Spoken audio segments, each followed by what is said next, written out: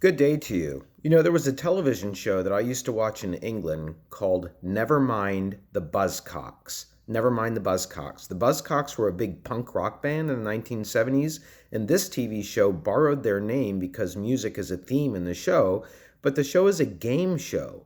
But it's a show unlike any game show that you probably have ever seen. For a start, there's no script. You don't have people who are reading sponsored lines from companies that are giving them vacation packages to give away on the show, for example. You don't have an intro, you don't have an outro. You have a lot of ad-libbing that goes on in this show, and the host is the biggest ad-libber of all, and most of the ad-libbing is supposed to be comedy, is supposed to be funny.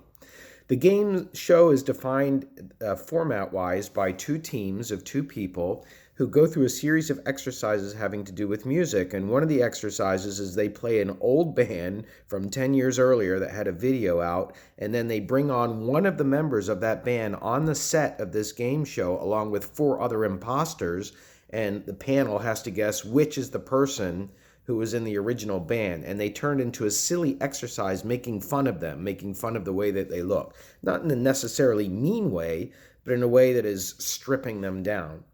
Them down to their core personality. I'm not quite sure if I'm describing that part right, but what I'm trying to say is I watched a game show that was radically different from Wheel of Fortune or Jeopardy or any of those other game shows we have in the United States. And why is that? It's because this show is produced by the BBC, never mind the Buzzcocks. So there are no advertisements. Since there are no advertisements, it does not have to raise a certain amount of money to satisfy advertisers. It does not have to produce an audience to satisfy certain advertisers and their expectations.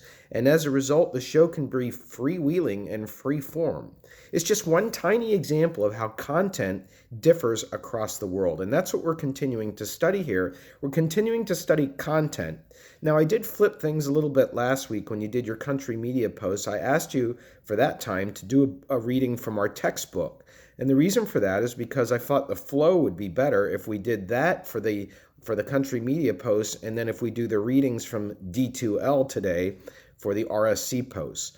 I want to remind you that the readings on D2L are excerpts from a book that I wrote called Comparing Media from Around the World. That's why you see uses of words like in this chapter, or you see in this particular passage it talks about a figure that will show you some numbers that go along with the reading material. That's what I'm trying to do there is save you money, and also I'm trying not to assign a book that is now out of date. So I just kept the portions that are still relevant. In this case, there's not that much material for you to read today. In fact, what you have more of is headings.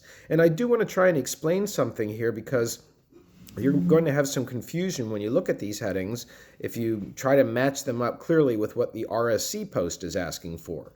And here's what I mean by that.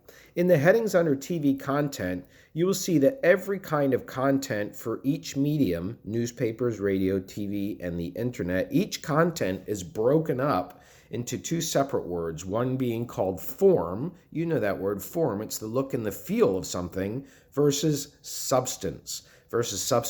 At the time when I wrote this book, I had felt that there was a false dichotomy, if you know what that is, splitting things into two, going on between form and content. That's the way that those two words were used all the time.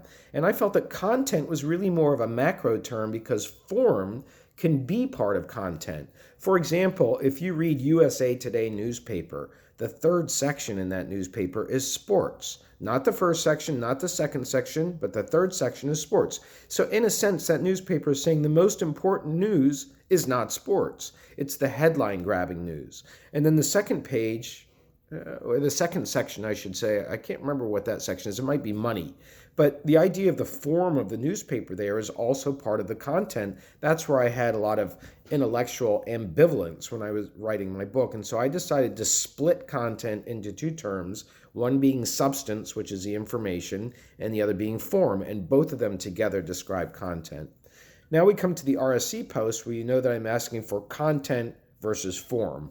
I hope I'm not confusing you by this point. That's me reverting back to the original dichotomy, saying, it gets the job done at a certain basic level of analysis. So don't be tripped up by the fact that you have content and substance in the reading today in the headings on D2L, and then you just have content and form and your RSC directions. They're really one and the same. Substance and content you can treat as the same. So I want you to take those categories from the reading today, and I want you to see if you can apply them to the media that are described in your 2 RSC columns that you choose, to take the media that are described there and to compare the form versus the content using the dimensions from the chapter today. They're best explained by you looking at them as a whole to see whether the focus of your media content in your country eventually, when you get to your final paper, is more in directions of entertainment or serious news, more in directions of tabloidism, etc. That's what I want you to use the categories from the readings today to make your posts.